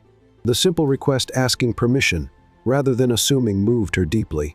Lila nodded, allowing herself to be drawn against his chest. The familiar warmth of his body, the steady beat of his heart beneath her ear sensations. She denied herself for months, broke something inside her. Tears came unbidden. "I miss you," she whispered, the admission escaping before she could stop it. Damien's arms tightened around her. "I'm right here." "No." She pulled back enough to see his face in the flickering light. "I miss us what we had before. Everything got so complicated." Vulnerability filled his eyes. "So do I. Every day." The honesty between them felt more intimate than any physical touch. Damien brushed a tear from her cheek, his hand lingering. "May I kiss you?" he asked, his voice rough with emotion. Again, the question rather than presumption. Lila nodded, closing her eyes as his lips met hers. The kiss began gently, almost reverently, but quickly blazed into something more primal. Months of separation, of restraint, of longing all ignited in an instant. His hands tangled in her hair as hers clutched his shirt, both desperate for closer contact. When they finally broke apart, breathing heavily, Lila felt the twins move strongly, as if responding to her racing heart. "The babies," she gasped, taking Damien's hand and placing it where they kicked. His expression transformed with wonder as he felt the movement for the first time. "That's incredible." In that perfect moment, his hand on her rounded belly, their faces close in the candlelight, the world narrowed to just them and the lives they'd created. When Damien spoke, his voice held a vulnerability she'd never heard before. "I love you, Lila. I should have said it months ago. I was too afraid." The simple declaration, stripped of calculation or advantage, brought fresh tears to her eyes. "After everything," he continued, "I wouldn't blame you if you don't feel the same. But I needed you to know no more secrets, remember?" Before she could respond, his phone lit up with an emergency alert. His security chief's voice came through clearly. "Sir, intruders at the north gate armed, multiple vehicles." Damien transformed instantly, pulling away as he switched to crisis mode. "Secure the panic room. We're coming now." He turned to Lila, all tenderness replaced by urgent focus. "We need to move quickly. What's happening?" Fear gripped her as he helped her up. "I don't know yet," he admitted, already guiding her toward a hidden panel in the bookcase. "But I'm not taking chances with your safety." As the panel slid open, revealing a secure elevator, Lila caught a glimpse of security monitors. Black SUVs crashed through the estate's outer gate, men with cameras swarming from them. Not armed intruders. She realized paparazzi. Damien's expression darkened. They found us. The perfect bubble they'd created, their private world of tentative reconciliation, had just been violently breached by reality. As they descended to the secure level beneath the mansion, Lila wondered if their fragile new beginning could survive exposure to the outside world that Damien had tried so desperately to keep at bay. The words "I love you" hung between them, unanswered in the chaos of the moment. That future suddenly as uncertain as the flashing emergency lights surrounding them. Chapter 9. Devastating Secrets. The paparazzi invasion changed everything. Though Damien's security team quickly removed the intruders, the damage was done. By morning, photos of the Vega estate, along with speculation about Lila's identity, dominated tabloid headlines. Tech billionaire's secret love nest screamed one. Vega's baby mama hidden away proclaimed another.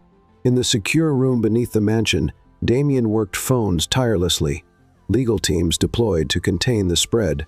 Lila watched in silence, his declaration of love overshadowed by this new crisis. "You should return to your wing," he finally said, not meeting her eyes. "It's secure now. That's it?" Hurt colored her voice. "Last night was a mistake," he interrupted, his walls visibly reconstructing. "I shouldn't have let emotions override judgment." Lila felt as if she'd been slapped. "Emotions like telling me you love me? We need to focus on safety now. The media will be relentless." He was retreating exactly as she'd feared. The vulnerability of last night, replaced by the controlled businessman she'd first met. Over the next week, Damien became increasingly absent, consumed with damage control. When present, he was distant, discussing security measures and media strategies rather than their relationship. The twins moved restlessly inside her, as if sensing her distress. 6 months pregnant now, Lila felt trapped not just physically by the necessary security, but emotionally by Damien's withdrawal. Rescue came from an unexpected source. Julian Tan, Damien's enigmatic business partner, arrived unannounced one afternoon. "You must be Lila," he said warmly, when they were introduced in the garden. "The woman who has Damien reorganizing his entire empire." "Reorganizing?" she questioned. Julian raised an eyebrow. "He hasn't told you? He's restructuring his companies, creating new trusts, even relocating headquarters, all to ensure your privacy and the twins' security." This was news to Lila. Damien had shared nothing of these business changes. "He's actually terrible at this," Julian continued with surprising candor. "The emotional part, I mean. 20 years I've known him, and I've never seen him like this, terrified of losing someone who matters." When Julian invited her to attend the charity gala Damien was hosting that weekend, Lila hesitated. "The press will be there," she pointed out. "Exactly," Julian replied. "Time to control the narrative rather than hide from it." Despite Damien's objections, Lila decided to attend. Her mother helped prepare, styling her hair and selecting a midnight blue gown that elegantly draped her pregnancy. When she emerged into the mansion's grand foyer, where Damien waited, his composed expression faltered visibly. "You look beautiful," he said quietly. The gala was held in the estate's ballroom, transformed into an elegant venue for Virginia's elite. As Damien's acknowledged guest, Lila faced curious stares and whispered comments from people who'd speculated about her identity for weeks. "Ignore them," Damien murmured, his hand protectively at the small of her back. "They're irrelevant." For hours, she navigated sophisticated conversation with politicians, celebrities, and business magnates. Though outwardly calm, the strain of constant scrutiny exhausted her. Seeking a moment's respite, Lila slipped onto a quiet terrace. She found Julian there, nursing a scotch. "Surviving the sharks?" he asked sympathetically. "Barely," she admitted. "I understand now why Damien values privacy so fiercely." Julian studied her thoughtfully. "You know he was homeless at 16? This detail hadn't appeared in any of Damien's reluctant revelations. Aged out of his last foster home, Julian continued, slept in shelters, libraries, anywhere he could code." He swirled his drink. By 20, he'd sold his first software for millions. By 25, billions. "Why are you telling me this?" "Because you need to understand what drives him." Julian leaned closer. Damien wasn't born calculating and controlling life, taught him the cost of vulnerability. He continued, revealing pieces of Damien's past. The foster family that stole his first investment money, the mentor who betrayed his trust, the woman who sold intimate details of their relationship to tabloids. Each betrayal reinforced the same lesson, Julian explained. Trust equals vulnerability, equals pain. "Yet he trusted you," Lila observed. "After I saved his company from a hostile takeover and refused his money." Julian smiled slightly. "It took years to earn what you achieved in months." "Which is what, exactly?" Breaking through his defenses, Julian's expression turned serious. "When the paparazzi breached the estate, Damien didn't panic about publicity, he panicked about you. That you'd be frightened away, that you'd take his children and disappear." Before she could respond, a commotion inside caught their attention. A socialite was loudly questioning Damien about his arrangement with his pregnant employee. Lila returned inside, anger building, as she caught the woman's insinuations about gold digging and strategic pregnancy. Damien's face remained impassive, but Lila saw the tension in his jaw. Before he could respond, she stepped forward. I'm Lila Kweku, she introduced herself calmly, mother of Damien's children and, until recently, completely financially independent. The room quieted, attention focused on her unexpected intervention. I accepted Damien's protection for our children's sake, she continued, her voice carrying clearly, not for luxury or status. And while I appreciate your concern for his welfare, I assure you he's quite capable of choosing his own family. The subtle emphasis on family wasn't lost on Damien, whose eyes widened slightly. The socialite retreated, outmaneuvered by Lila's dignified response. As conversations resumed, Damien guided her to a private alcove. You didn't need to defend me, he said quietly. I wasn't defending you, she corrected. I was defending us. Something shifted in his expression. Before he could respond, Lila gasped suddenly, hand flying to her abdomen. What's wrong? Alarm filled his voice. Nothing. The babies are just very active tonight. She took his hand, placing it where their children kicked vigorously. Feel that they're showing off. The public setting forgotten. Damien's face transformed with wonder. Around them, guests noticed the intimate moment the notorious recluse publicly acknowledging his pregnant partner, his usual mask of indifference, completely absent. The evening might have ended perfectly if not for what happened next. As they prepared to return to their respective wings after the gala, Lila confronted him about Julian's revelations. Why didn't you tell me you were restructuring your companies for us? Damien froze. Julian talks too much. He filled gaps you left empty, she countered. Why keep these decisions secret when they affect our family? Their business matters complicated. Their family matters, she insisted. You promised transparency. His expression hardened. Some are better handled quietly, like my homeless past, like the woman who betrayed me to the press. Frustration made her voice rise. I've shared everything with you, every fear, every hope, yet you still hide pieces of yourself. What does my past matter? He demanded. It's irrelevant to our arrangement. Arrangement? The word stung. Is that what this is? What happened to I love you? Pain flashed across his features. Lila, no. She stepped back. You don't get to retreat every time you feel vulnerable. Relationships require risk, Damien. If you can't take that risk, then what are we doing? Their argument escalated years of Damien's defensive patterns, clashing with Lila's need for emotional honesty. Words were exchanged that couldn't be easily withdrawn. Wounds reopened that had barely begun healing. Perhaps Julian was wrong, she finally said, exhausted. Perhaps no one can truly break through your walls. As she turned to leave, sharp pain lanced through her abdomen, different from the baby's movement, more intense. When she gasped, clutching the doorframe, Damien's anger instantly transformed to concern. Lila? Another spasm hit, stealing her breath. Looking down, she saw blood staining her beautiful gown. Something's wrong, she whispered, fear replacing anger. The babies, Damien caught her as her knees buckled, already calling for help. Medical emergency! Get doctor! Brennan and call the hospital's trauma team suspected placental hemorrhage. 24-week twins. His security team responded with practice deficiency oxygen, brought immediately. Vital signs monitored. The estate's helicopter already preparing for emergency transport to the specialized maternal fetal trauma center. Damien had vetted months ago. The last thing she saw was his face above hers, all pretense stripped away, revealing raw terror as he pleaded with her to stay awake. His voice receding as medical professionals swarmed around her, fighting to save her and their sons.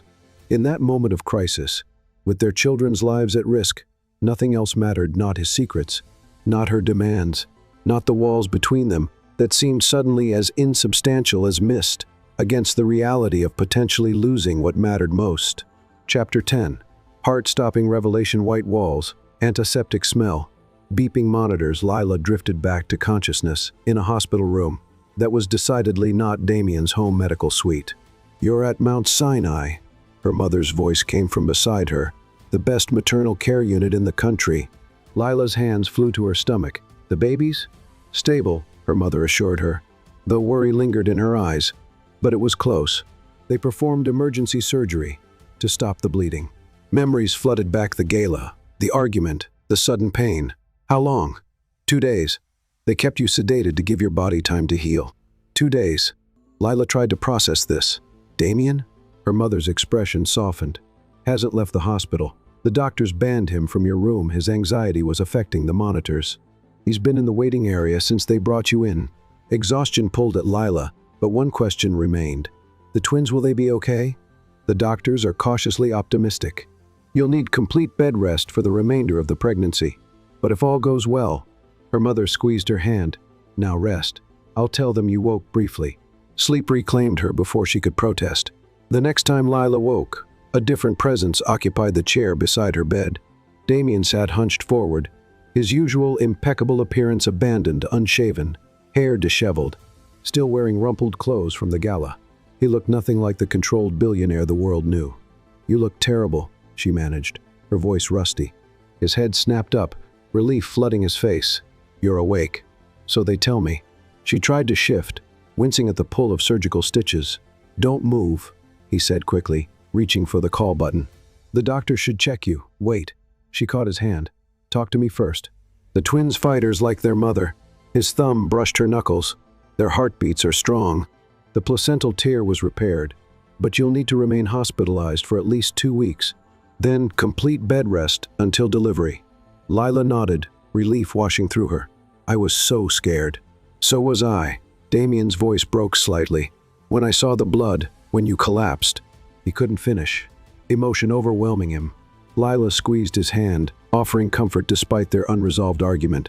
"I thought I was going to lose all of you," he finally continued, raw vulnerability in every word. "And the last thing between us would have been anger. We still have a lot to resolve," she said softly. "I know." He met her eyes directly. "But first, I need to say something without qualification or retreat." She waited, sensing his struggle with words that didn't come easily to him. "I love you," he said simply. "Not because of the twins, though I already love them too. Not because it's convenient or advantageous. I love you because you see me, the real me, and you stay anyway." Tears filled Lila's eyes. "Even when I push for more than you're comfortable giving? Especially then." A ghost of a smile touched his lips. "You challenge me to be better. No one's ever cared enough to do that." Before she could respond, the door opened as a doctor entered. Damien reluctantly released her hand, stepping back to allow the examination. The news was cautiously positive. The surgery had been successful.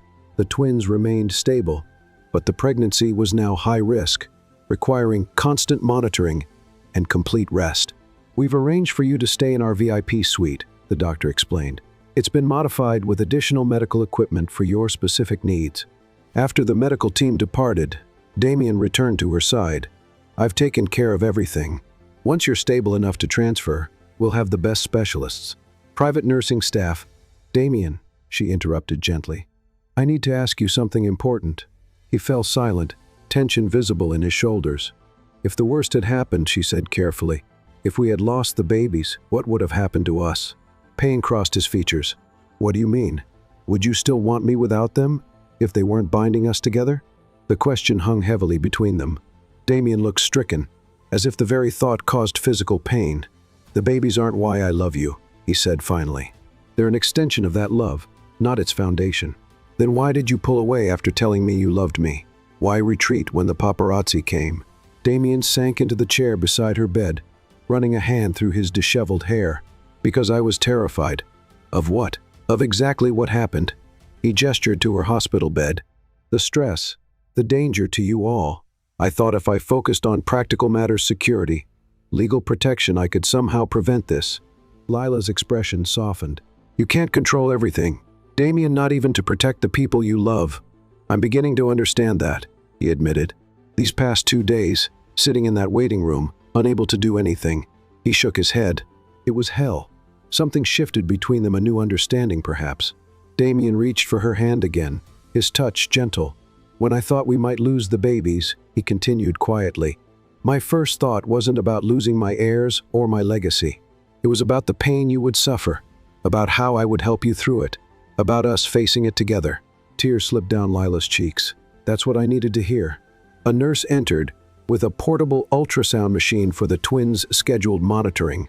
Damien moved to leave, but Lila held his hand tighter. "Stay," she said simply. Together, they watched the screen as the technician located first one tiny heartbeat, then another. The sound filled the room, rapid, strong, miraculous. "Twin boys," the technician announced, smiling. "Both measuring right on target despite the complications." Damien's grip on Lila's hand tightened at the news. "Boys," he repeated, voice barely audible. "Congratulations, Mr. Vega," the technician said. "You're having sons." When they were alone again, Damien seemed transformed, the last of his carefully constructed walls crumbling completely. "2 sons," he whispered, wonder and terror mingling in his voice. "I don't know how to be a father to sons." "My own father. Your father died when you were young," Lila said gently. "You told me that much." Damien shook his head. "Another partial truth. My father abandoned us when I was 4. The man my mother married, after he's the one who died in the car crash with her." This new revelation explained so much about his fear of abandonment, his control issues. "I've never told anyone that," he admitted. "Not even Julian knows. My biological father walked away." "Thank you for telling me now," she said softly. "No more partial truths," he promised. "No more compartments if you'll still have me. Still want to try building something real together. I want all of it, the whole messy, frightening, wonderful truth of family." Lila studied his face, seeing genuine transformation in his vulnerable expression. "I love you too, you know," she finally said. "I never answered you that night." Relief washed over his features. Carefully mindful of her, the 4th lines and monitors, Damien leaned down to kiss her gently, reverently, a promise more binding than any contract they could sign. When they parted, he rested his forehead against hers. "We'll get through this," he murmured. "All 4 of us." "All 4 of us," she agreed. For the first time since learning of her pregnancy, Lila felt true hope, not just for her children's health, but for the family they might build together. Imperfect, challenging, but founded on love rather than obligation or advantage. What neither of them knew was that their newfound peace would soon face its greatest test, one that would determine once and for all whether Damien Vega could truly change. Not just his words or intentions, but his deepest instincts when faced with the ultimate threat to his family's future. Chapter 11. Surrender to love. 8 weeks of hospital confinement tested Lila's patience, but strengthened her relationship with Damien in ways neither could have predicted. He transformed a portion of the VIP suite into a functional office, conducting business from her bedside rather than returning to Virginia. "The board can wait," he said, when she expressed concern about his neglected empire. "You and the boys can't." Her mother split time between the hospital and managing the renovation of Damien's Virginia estate.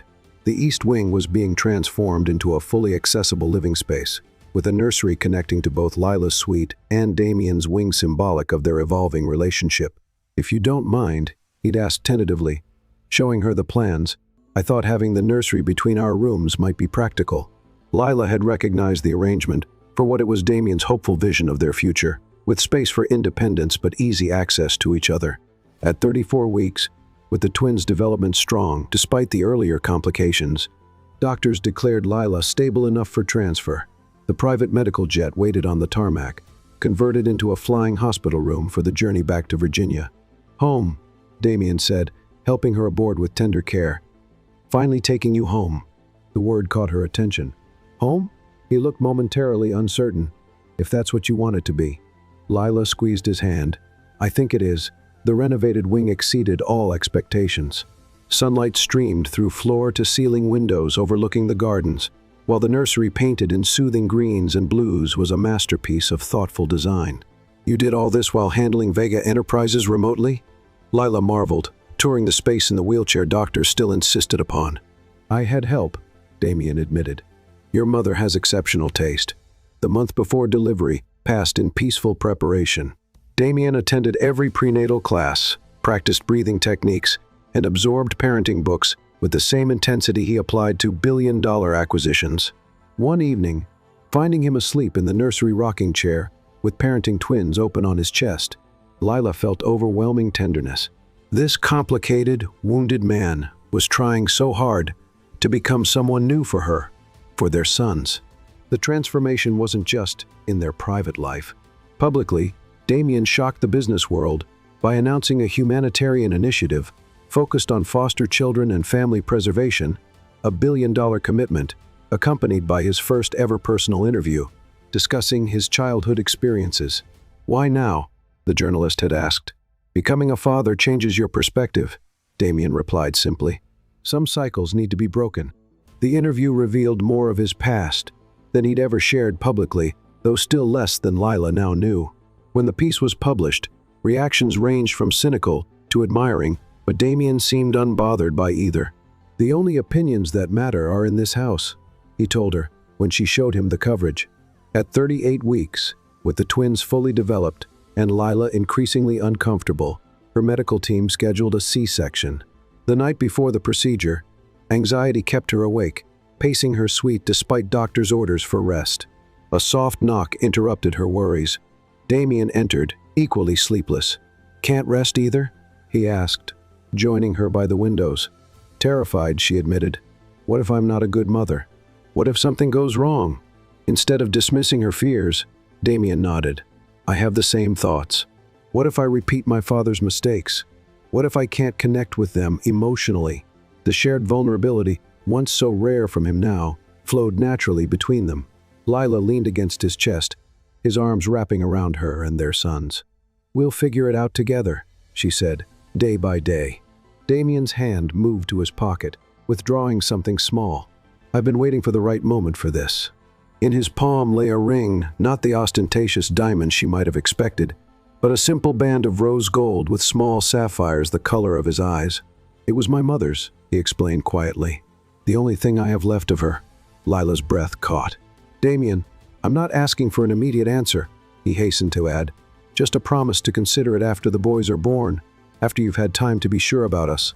The humility in his request moved her deeply. This wasn't the controlling billionaire making demands, but a man offering his heart with genuine uncertainty about its reception. "I don't need time," she whispered, taking his face in her hands. "My answer is yes." Joy transformed his features as he slipped the ring onto her finger.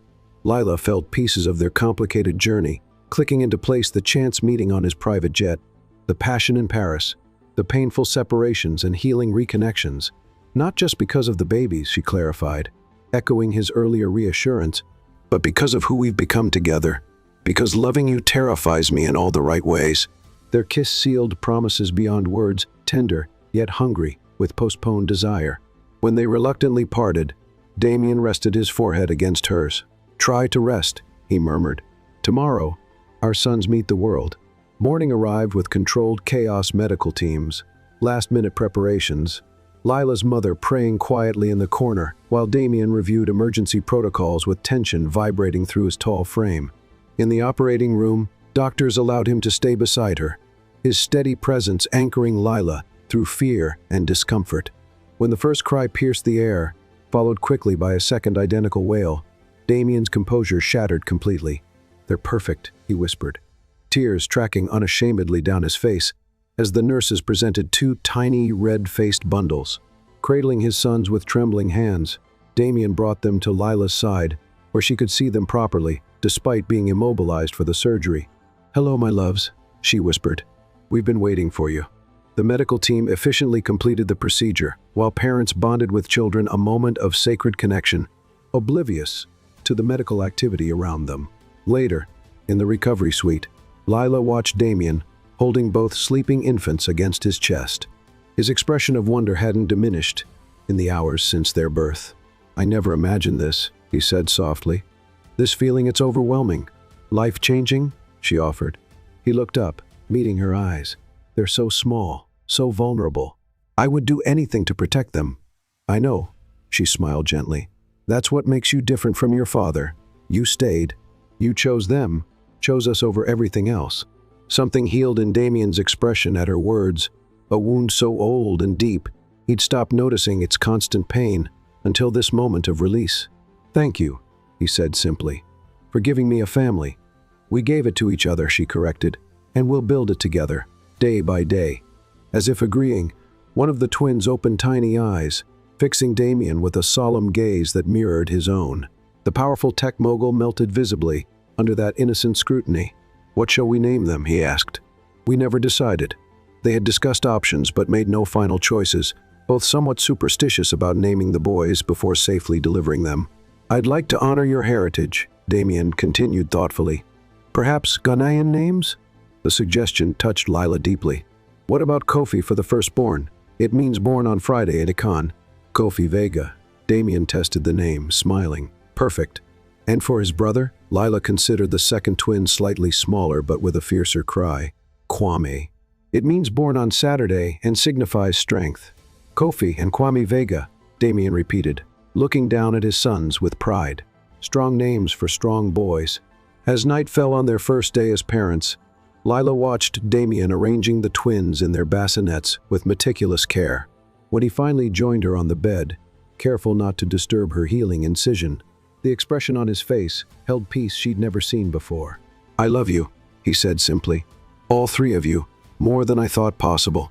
As they drifted to sleep, surrounded by the soft sounds of their newborn sons, Lila felt complete certainty in her decision to accept his proposal. Their journey had been turbulent, from passionate strangers to cautious co-parents to true partners, but every step had led to this perfect moment of belonging. What she didn't yet realize was that their greatest challenge still awaited a final test that would determine whether Damien's transformation was truly complete or whether old patterns would resurface when everything he valued was threatened. Chapter 12. Passionate new beginning. 1 year transformed the Vega estate from Damien's isolated fortress into a true family home, filled with the sounds of Kofi and Kwame, twin boys, who grew more like their father each day. On Damien's birthday, a date he'd previously ignored, Lila woke him with a kiss. "The boys and I have a surprise in the nursery." The twins wore matching shirts reading Flight Crew with tiny pilot wings. "We're taking a trip," she explained, lifting Kwame while Damien automatically reached for Kofi. Hours later, they boarded the original Gulfstream G6, 150, the aircraft where they'd first met. The interior had been transformed, with rose petals scattered across comfortable family seating. "Remember our beginning?" Lila asked softly. Understanding dawned. "We're going to Paris," she nodded, "where everything began." Paris welcomed them with perfect spring weather. That evening, on the rooftop terrace of Damien's rarely used apartment, an intimate setting awaited flowers, candles, the Eiffel Tower glittering in the distance. "This is where we would have gone," she explained. "That first night, if it hadn't rained." From her dress pocket, Lila withdrew a platinum band. "You asked me a year ago, now I'm asking you." Emotion overwhelmed Damien, the controlled billionaire completely undone. "You want to marry me?" "Here, tomorrow," she clarified. "Everything's arranged, small, private, just us and the boys and my mother. I wanted you to be absolutely certain." "I was certain the moment I chose you," he admitted. "To choose me not from obligation, but because I'm the man you want." "I'm certain," she said simply. "I've watched you become the father our boys deserve, the partner I never dared hope for." The ceremony took place at sunset, the following evening in the garden of Damien's Parisian property. From strangers to lovers to reluctant co-parents to partners in every sense, Damien vowed, emotion making his voice rough, "You've taught me that vulnerability isn't weakness, but the greatest strength." Lila's vows honored their journey. "We began in the sky, found each other in passion, lost our way in fear, and rebuilt on honesty." Late that night, the newlyweds slipped away to Damien's jet, the site of their first meeting, now waiting at the private airfield. The cabin had been transformed into a luxurious bedroom, with rose petals scattered across silk sheets. "Our beginning, reimagined," Damien explained. "I thought it fitting to begin our marriage where our story started, in the sky." As the jet cruised among the stars, Lila traced the strong line of her husband's jaw. "Would you change anything if you could go back to that first flight, knowing everything that would follow?" "Not one moment," he said with certainty. "Every step brought us here, made us who we are together." Their beginning had been dramatic, their path tumultuous, but their destination proved worth every challenge. In each other's arms, with their son sleeping safe nearby, they had found something precious, a love that had begun high above the earth, but found its true strength on solid ground.